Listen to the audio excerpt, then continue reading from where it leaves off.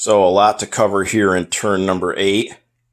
So war is broken out all across the globe from Europe to the Pacific. The Germans went ahead and did initiate their lightning war special move here on turn number 8, January 1940. And Germany was pretty successful across the board, not just in terms of the attacks, but also in terms of the roles for territories and the ships. So let's get into the action right off. So Germany came in, and the first part of Lightning War maneuver went into West Poland and then this southern Polish territory, took both of those fairly easily, didn't lose too much. I believe they lost maybe 2 infantry total. So there was quite a bit still left here in both those territories. On the second impulse of Lightning War, they went into Warsaw. And as you can see, not only did Warsaw fall, but there's still 3 artillery and 4 cavalry left in Warsaw. So Poland is no longer. The Germans also took out the one Polish ship that was here. I believe it's a torpedo boat destroyer maybe. So they took that out as well. And then unlike the last game, if you guys watched my videos from the last game, I kind of have an issue with the whole capturing territories that have factories in them rule. And I don't believe in the first game that I gave Germany this minor factory. So, but someone had pointed out I did the same thing in North Africa. The Italians had a couple of minor factories in North Africa, and the Americans took those territories, and I had completely taken the minor factories off the board. And as someone pointed out, they were supposed to stay there, and now they were captured by the United States. So I assume this applies across the board for all capturing territories that have factories in them. Obviously, territories that get captured with major factories are downgraded to minors, but territories with minor factories just become owned by the occupying power. So in this case, Germany now has a minor complex in Warsaw. Then in Western Europe, Germany decided against going into Paris directly. They would have had just 2 paratroopers and about a half a dozen planes. So they didn't think that they would be able to take Paris, or if they did, they would have to sacrifice most of their air force. So they went into Alsace-Lorraine. So they went through the Maginot Line first. And they went in with about a dozen artillery, a half a dozen infantry, a mountain trooper, 5 medium tanks, 2 light tanks, 3 fighters, a couple of tacticals, and a medium bomber. And they took Alsace-Lorraine. They ended up suffering, I believe, they lost all the infantry plus the mountain infantry, and they lost about half of the dozen artillery pieces that went in. But overall, not too bad. Their artillery on their first strike, I think, took out 3 French infantry. So it wasn't too bad for Germany. They did have to suffer the double casualties there on the first turn. That pretty much wiped out almost, I think it did wipe out all their infantry on turn 1. But I think it took 2 turns altogether, and Germany had gotten through the Maginot Line. And that was it for the first impulse in Western Europe. They stayed away from the Netherlands, Belgium, and Denmark. So then on the second impulse of Lightning War, what was left in Alsace-Lorraine went into Paris, minus a few planes that went elsewhere. So as you can see, the Germans, not only did they take Paris, but there's still the 5 medium armor, the 2 light tanks, and 3 artillery pieces left. So this looks much better for Germany than in the first game. Paris did fall in the first game as well, but there was like 2 medium tanks left, and that was it. So not as difficult a time for Germany in this game. Then the 2 paratroopers that they had in Berlin landed in the Netherlands, along with a fighter had peeled off, and one paratrooper along with the fighter survived. Some infantry. Actually, the Germans had a transport over here, and that took 2 of the infantry after the first impulse from West Poland, just because Germany had enough forces to take Warsaw without it. So they took the 2 of the infantry on the transport, landed in Denmark, along with another fighter that had peeled off after the first impulse. They took Denmark, and they went into Belgium as well with a stack of, I think, 5 infantry, and maybe a Stuka had peeled off. And there's 2 infantry left in Belgium. So, and then also the 1 Denmark coastal ship, and then the 3 ships from the Netherlands. The German Navy took care of those ships as well. So at the end of Germany's portion of the turn, Lightning War maneuver, they went ahead, and France, Belgium, the Netherlands, Denmark, and Poland, all under German control, and the ships for each of those nations also went to the bottom of the Atlantic. So not too bad for Germany altogether in terms of the combat portion of the turn. And as you can see, they still have quite a bit left in Europe. All their planes survived, flew back to West Germany. They had bought 5 mechs, which they put down in West Germany. So, and an infantry they had put down in Berlin from their buy. Then when it came to, they did enact the Vichy government. So we had a role for all the French ships and territories.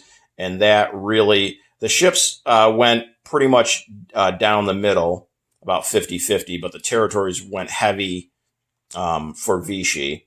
So we've got the Vichy government set up in southern France, and that's these light blue units as opposed to the dark blue, which represents Free France or pre-war France.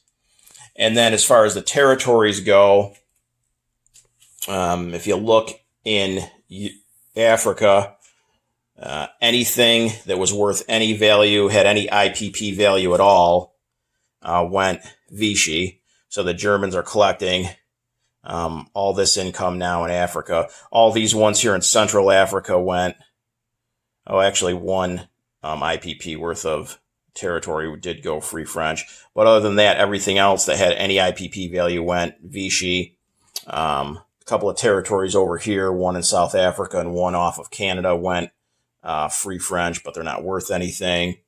Syria went Vichy. Madagascar went Vichy. So again, Germany's collecting all that income from all those territories that went Vichy.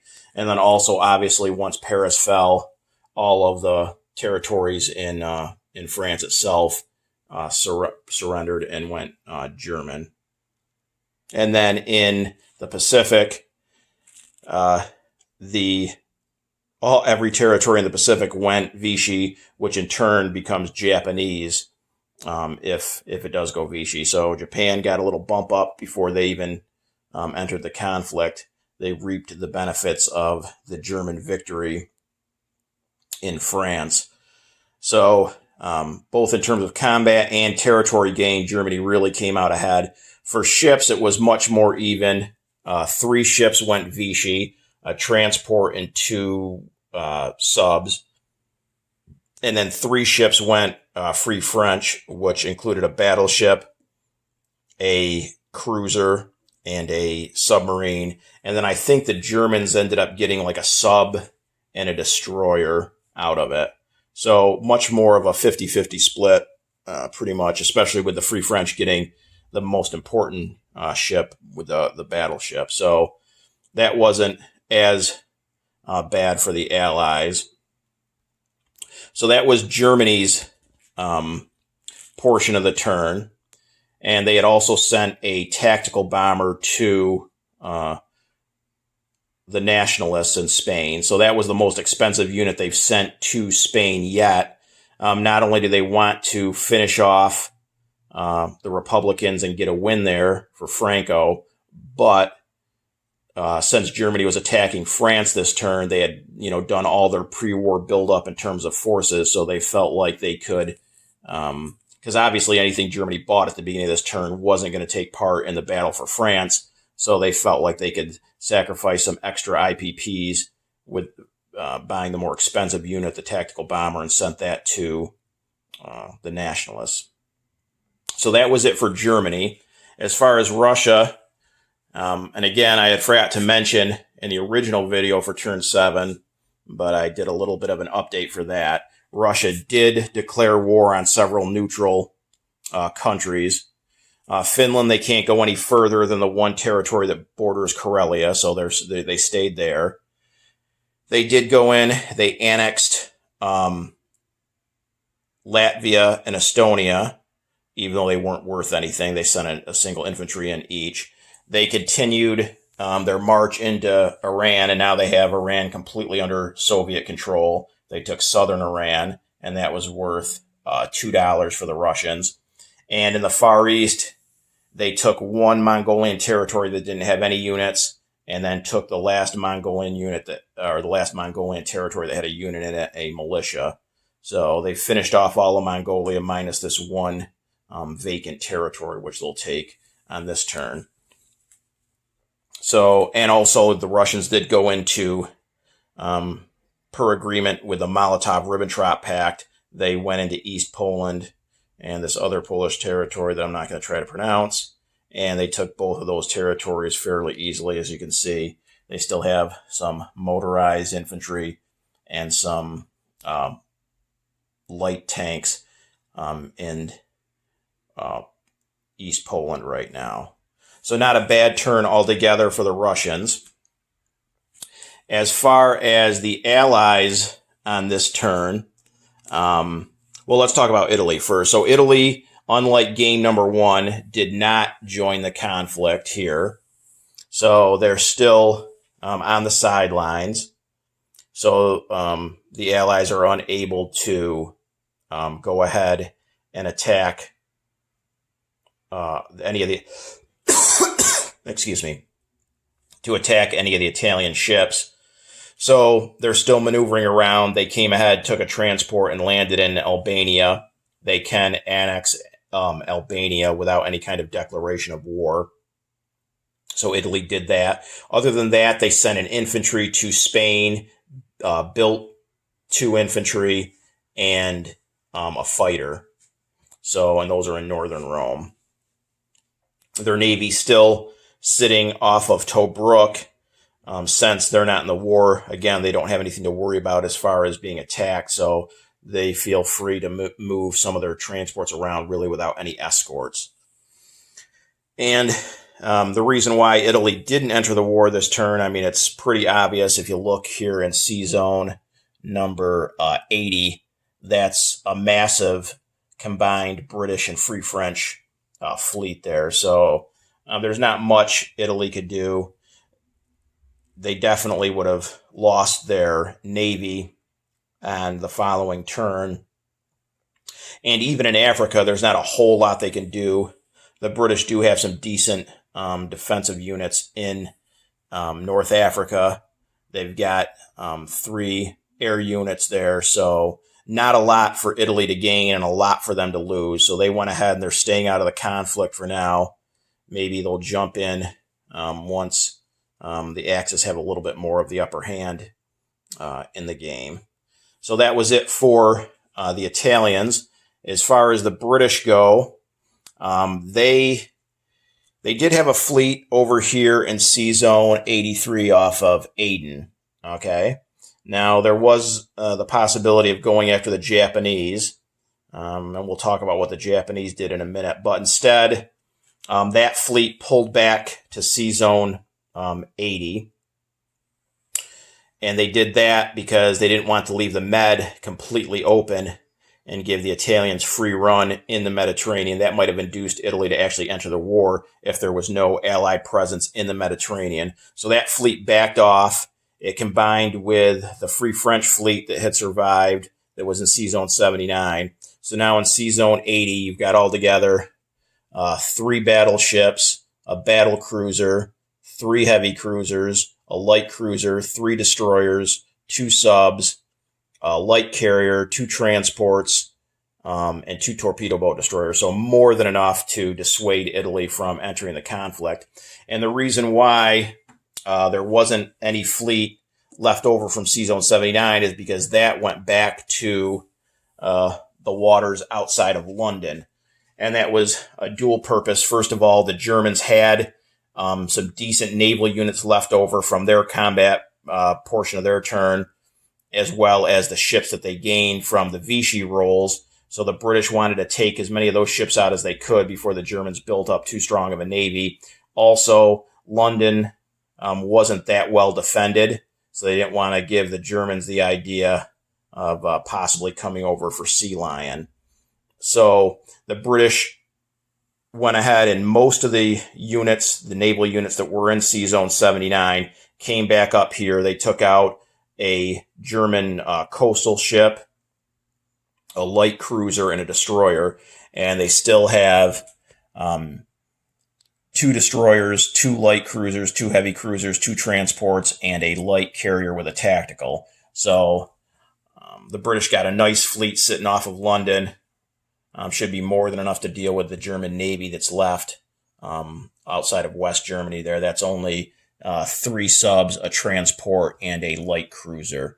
So once the British pulled the fleet from 79 back to London, that influenced them to move the fleet from Aden to the Mediterranean, because if they hadn't, then again, there'd be no Allied ships in the Med at all. And they wanted to keep Italy out of the war if at all possible, and it worked. There's also a second reason why they did that, and that was the moves the Japanese made. So that was it for the UK. They bought all infantry this turn because, again, London had no defenses really whatsoever.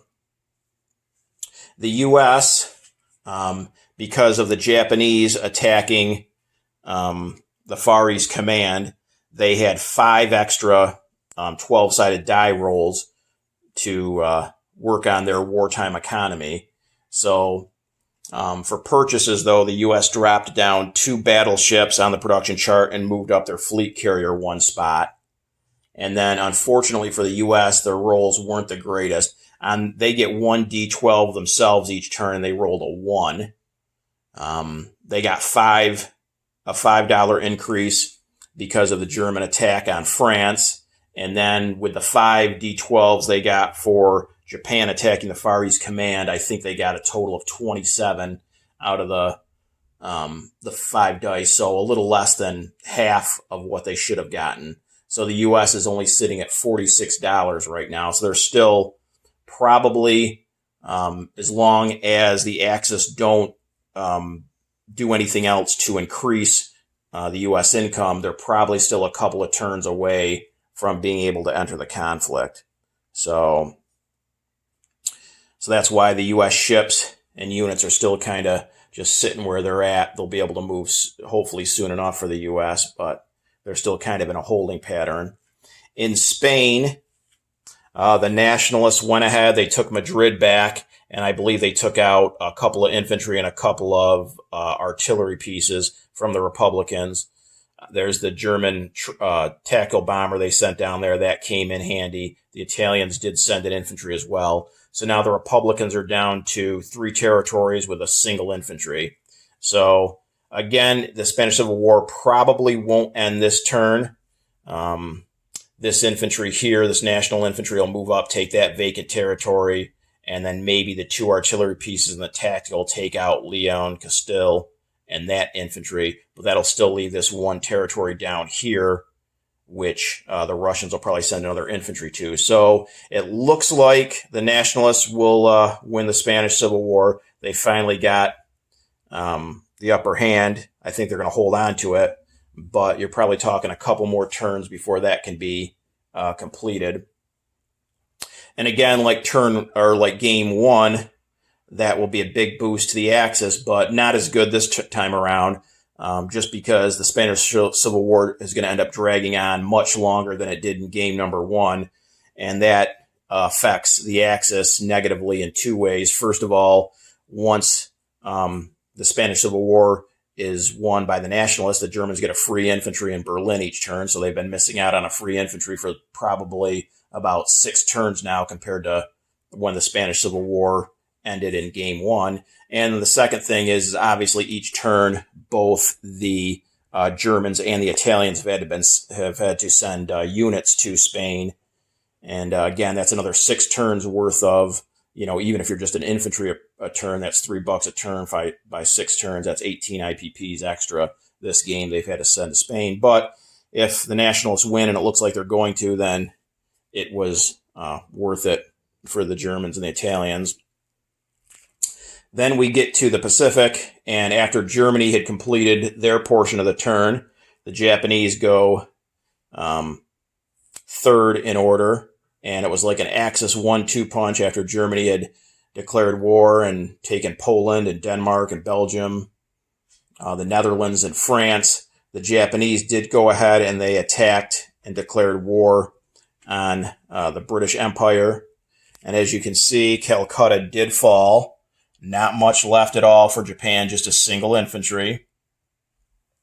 The Japanese had to engage in a naval battle here in Sea Zone 87 to get to the amphibious landing in Calcutta. And the Japanese took out, I believe, a couple destroyers, a sub, a battleship, a light carrier, and a heavy cruiser. They ended up losing a sub, a couple of destroyers, and I believe a light cruiser in return. So that was pretty good for the Japanese. But then the assault on Calcutta itself was much more difficult than I thought it was going to be. Japan went in there with, I believe, 3 tacticals, 3 fighters, and 11 infantry and 1 cavalry. Now, not even all the planes survived. The Japanese, I believe, lost for sure 1, maybe 2 tactical bombers, and they lost all their ground units except for the single infantry. So the Far East Command had 12 infantry there, and they're in a city, Calcutta, so they had that advantage, plus obviously the double casualties that the Japanese ground units suffered on turn 1 because none of them were Marines. So the Japanese took quite a beating, but the bottom line is they took Calcutta, so now for the time being, now the Far East Command doesn't surrender unless the British do, unless London does. So the Far East Command is still technically in the game, but all they've got left is a couple of transports that are in the Mediterranean with a British fleet, and then a militia in Ceylon and an infantry in British Malaya. So for all intents and purposes, at least at this point, they really are out of the game. And that was what the Japanese wanted to accomplish. Again, by doing that, they gave the U.S. the 5 12-sided die rolls towards their wartime income. But the Japanese main goal is to take out 1 or more of their opponents before the U.S. enters the conflict. And the Far East Command at this point is their most dangerous opponent. So they went ahead and they did take out the Far East Command. They also came down and took some of the money islands. So they landed in a couple of empty islands that had no units guarding them. They came into Borneo and Sumatra, and I think they lost maybe 1 ground unit in each battle there, but they took both of those money islands. And here, as you can see, these territories in Southeast Asia, Anatonkin and Cochin China, both those were the Vichy roles that are now Japanese-held territories. So altogether, other than the massive casualties they suffered in Calcutta, Japan accomplished everything they wanted to, and they still have significant naval assets here in the South Pacific. So, for instance, off of Sumatra, they've got 3 light cruisers, a battle cruiser, a transport, and a torpedo boat destroyer. Off of Borneo, they've got 2 heavy cruisers, a destroyer, a transport, and 2 subs. So not too bad right there. And with those transports, they can move guys around. So there's a couple more islands here in the South Pacific that are empty. So they'll take those and maybe even come down here to Java and take on these 2 militia and this 1 infantry. As far as the fleet that survived from the battle in Sea Zone 87, That's over here. And you've got a 2 light cruisers, a heavy cruiser, 2 battleships, 2 fleet carriers, a light carrier, the 6 transports that brought over the ground units, 4 fighters, and 1 tactical. So, and here we're talking about the decision by the British. So the British had the fleet over here in Sea Zone 83 off of Aden. And they could have came over and taken on one of these 2 Japanese fleets here, the one in Sea Zone 87 or the one here in 122 off of Sumatra. They definitely could have taken out the fleet in Sumatra, no doubt. And the one here in Sea Zone 87 was probably about a 50-50 proposition. But the Japanese had 5 planes to the British 1. So that one, the British might not have been able to take out the Japanese. They definitely could have here in Sumatra. But the problem with that is so now you pull that fleet from Sea Zone 83 over here to 122. You take out these Japanese ships, but now you're sitting here sandwiched between a Japanese fleet here in 87 and the fleet here off of Borneo. And definitely those 2 Japanese fleets would have then come in here on turn number 9, and they would have completely wiped out what was ever left of this British fleet. So you would have sacrificed, as the British, all your naval, that complete fleet, just taking out really what you've got here for Japan, which is 3 light cruisers, a battle cruiser, a transport, and a torpedo boat destroyer. So they would have then in turn got destroyed themselves. So that was part of the reason why the Japanese or the British fleet didn't come over and engage the Japanese. The other problem is that if you take this British fleet that was in 83, go over into the Indian Ocean to engage the Japanese, now the only British fleet that was left anywhere near the Mediterranean was down here in 79.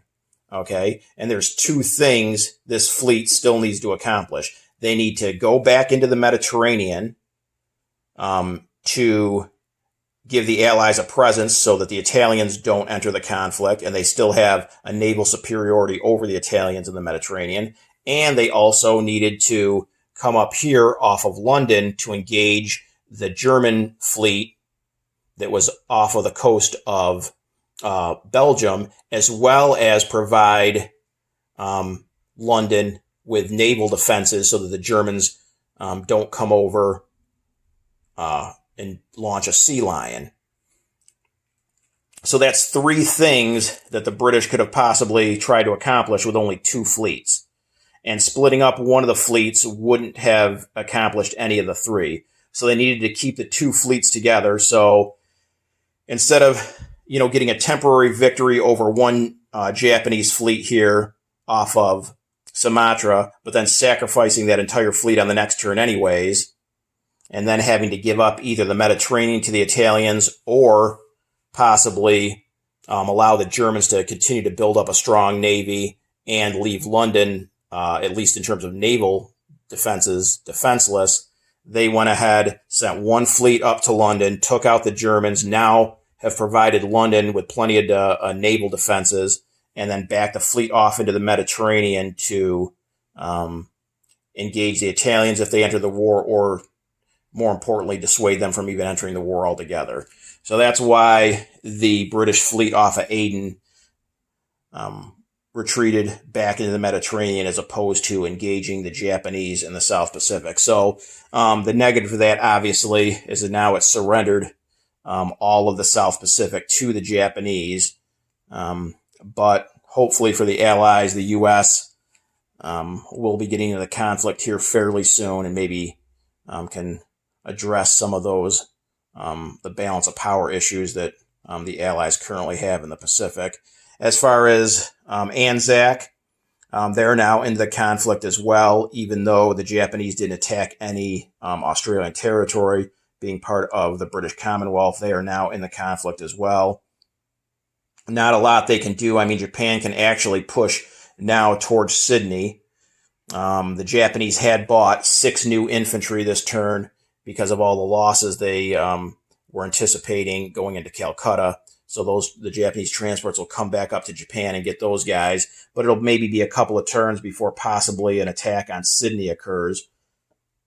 by then, hopefully for the Allies, the U.S. will be in the conflict. So the Australians just bought a couple of infantry. They could have come up, maybe taken Dutch New Guinea back for the Allies, taken out the Japanese destroyer and the Japanese infantry. But again, what's the point? The Japanese have several fleets just a couple sea zones away. They would have just came back and completely destroyed those Australian units. So Australia just built a couple infantry. As far as the Chinese Civil War, still a little bit of back and forth. The CCP actually got another warlord role. They got Tibet to join the cause. They also came over and took Shantung, but the KMT went up and took Peking. But as you can see, the KMT's down to just 5 territories, one of which doesn't even have any units in it. And they don't have more than 4 infantry in any territory. So the balance of power is definitely swung in the CCP's favor. So we'll see if the KMT can hold on much longer. And then if we take a look at the income, since there was all that action this last turn, so the Germans are all the way up to $48 now. And with bonuses, plus they got, I think France had $13 at the time that Paris surrendered, so Germany got that. Japan's up to 28. Italy's still out of the war at 10. Plus, in terms of tech, Germany has now completed 3 technologies: advanced artillery, advanced mechs, and wartime economy. Japan didn't get so lucky. I don't think they hit on any of their 3 roles. Italy moved up one more stage on wartime economy.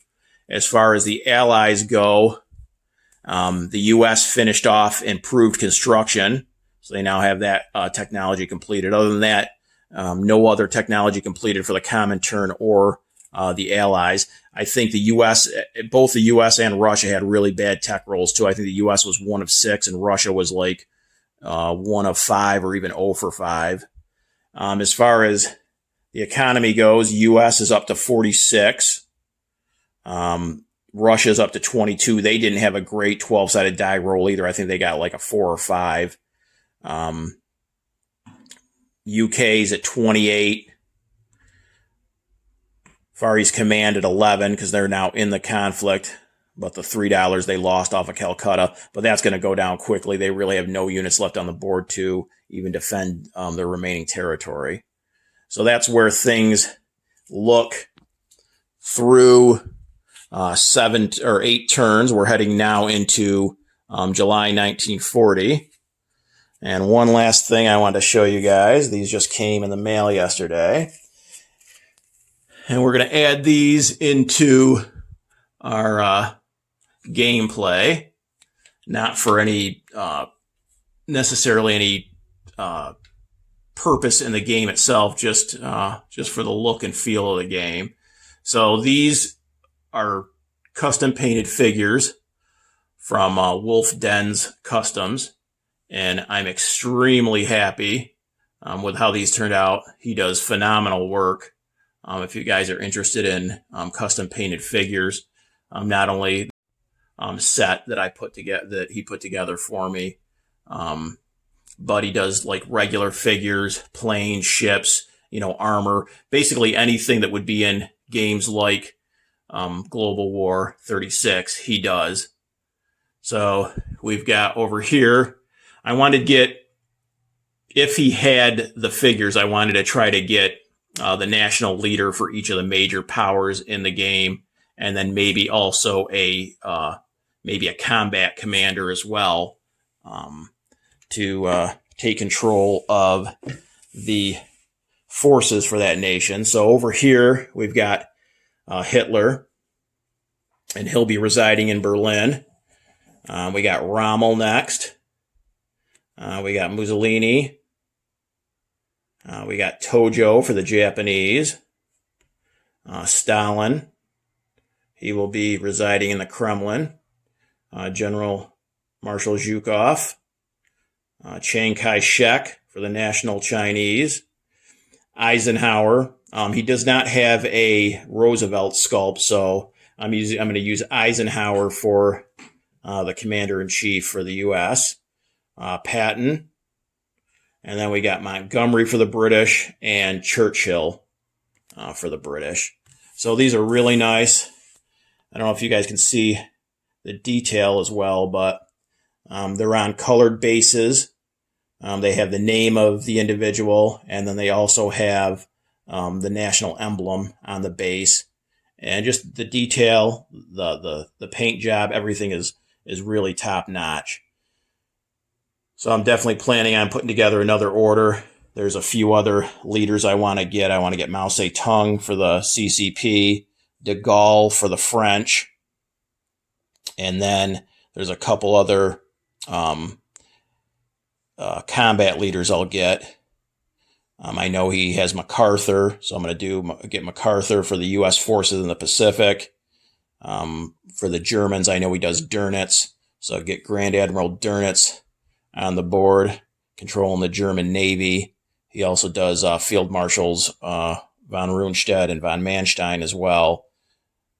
So, going to definitely put together another order. So just a quick shout out there to Wolf's Dens Customs if you guys are interested.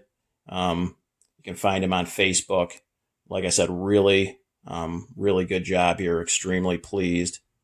And we'll be putting these on the board here on the next turn. See you guys after turn number 9.